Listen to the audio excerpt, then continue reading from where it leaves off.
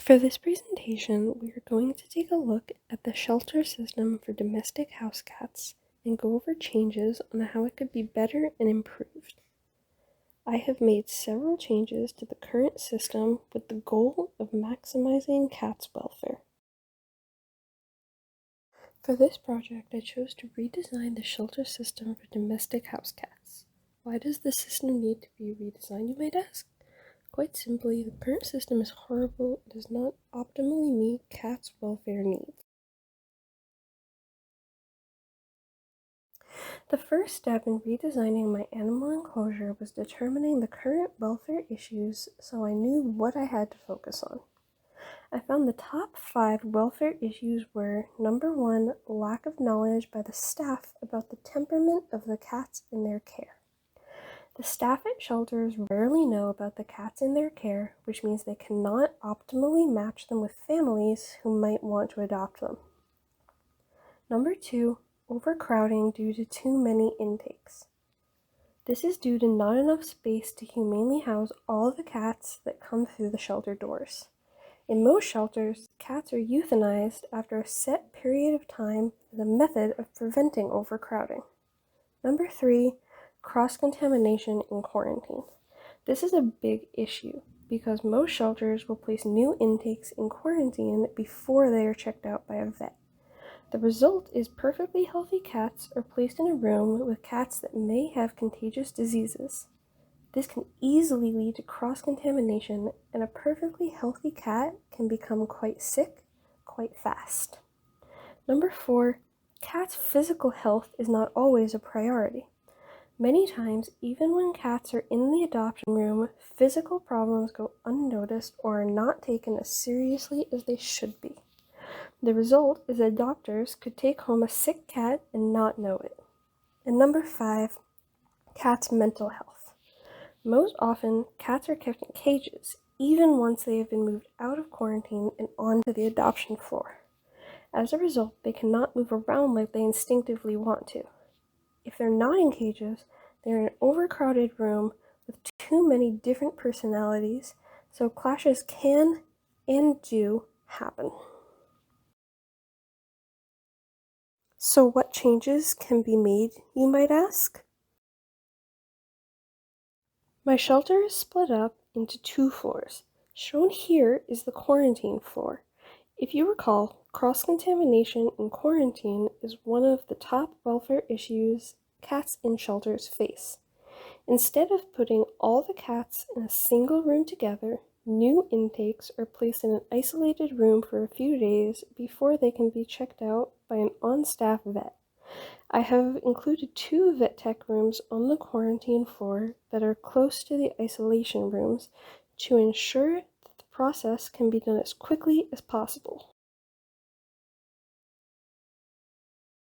The isolation room includes all of the basic items a cat needs, such as food and water, litter, and a cat tree so a cat can have a high place to be.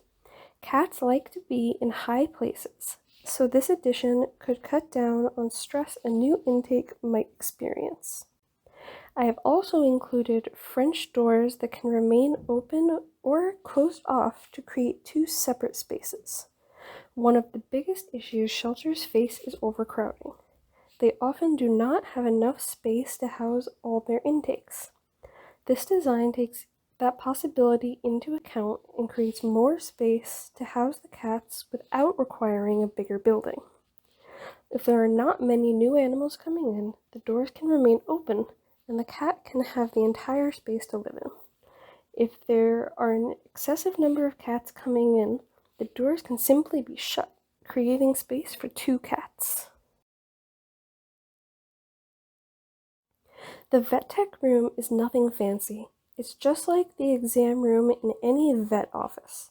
The only difference is right next to where the cats are held. There is an on-staff vet, and the room contains all the supplies needed to care for them. This means cats can be taken out of isolation faster. If any medical problems are found, they can be solved more quickly than if they had to wait for a vet to become available. Once the cats are looked at by a vet, they will either be deemed healthy and will need to be spayed or neutered, or they will have an ailment they need to recover from. The most common ailments are upper respiratory illnesses, distemper, and a number of zoonotic diseases such as ringworm. If a new intake is found to have any one of these, they will be put in the appropriate room. I have split them up based on methods of contagion in order to prevent cross-contamination and potentially making an already sick cat even more ill.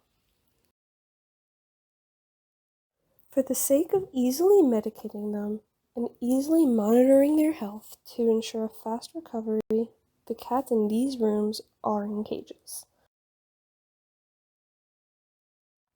The cats that are healthy will need to be evaluated before they can be taken to the adoption floor. This is not something most shelters do, which is why staff often do not know the cat's personality or temperament. They are toys, so a staff member can test how playful or energetic a cat is. There are also glass French doors to test the cat's sociability without risking harm. Staff place one cat on each side of the doors and test the reaction. If the cats are curious and do not show aggressive or territorial behavior, the doors can be slid open and the two cats can be allowed to interact. This is not something that shelters typically do, so families can easily end up with a cat that is the wrong fit. Unfortunately, this leads to animals being returned to the shelter, most of which are euthanized. This evaluation could be a key step in preventing the revolving door of returning animals to shelters. Depending on how social the cats are, they will be placed in a room with other social cats or other antisocial cats. The cats with FIV will be placed together since they can still be adopted once they are ready. Cats with FIV are often kept in an isolated cage or are euthanized even though they can still live perfectly normal lives. FIV is not transferable to humans and can only be transferred if it enters the bloodstream. It is most often transmitted through bite wounds. Therefore, as long as the FIV cats are not housed with non-FIV cats, they will not spread the disease. None of the cats are kept in cages, rather they are free roaming. In many shelters, cats go from isolated cages in quarantine to a room full of other cats. They do not like novelty, and this drastic change can easily stress them out. That stress causes unnecessary conflicts and can reduce the likelihood of adoption. This system allows the cats to become accustomed to living in a communal space before they're being observed by potential families. This room and the adoption rooms are identical, except the rooms on the quarantine floor are a bit smaller. This is because in quarantine, the cats are not neutered or spayed yet, so they are also split up by sex. There are multiple cat trees and cat perches on the wall, so cats can have numerous high places to be. This will cut down on conflicts over space. There are also multiple food and water bowls and multiple litter boxes to prevent fighting over resources. Kittens are much more social than adult cats and therefore do not need to be separated on the basis of sociability. However, before they are spayed or neutered, they will be split up by sex. The second floor is for adoptions, and there are 4 main rooms: social, FIV social, antisocial, FIV antisocial, and kittens. The setup is exactly the same as the rooms in quarantine when they're awaiting spay or neuter. The only difference is this room is bigger and both sexes are housed in the same room. The adoption floor also has private rooms where families can interact with the cat they might want to adopt without the other cats around. It's nothing fancy, it just has a bench for the humans to sit and some toys so they can interact with the cat. This ensures the cat and the family will be compatible. Not many shelters have these rooms, and this last interaction before adoption could also prevent the returning of animals. The hope is that these changes will minimize the amount of cats that are returned to shelters and maximize their welfare while they are being housed in the shelter awaiting a home. We still have a long way to go to maximize shelter cats' welfare, and a lot needs to be taken into consideration, but with a few changes, there's certainly hope that we can get there one day.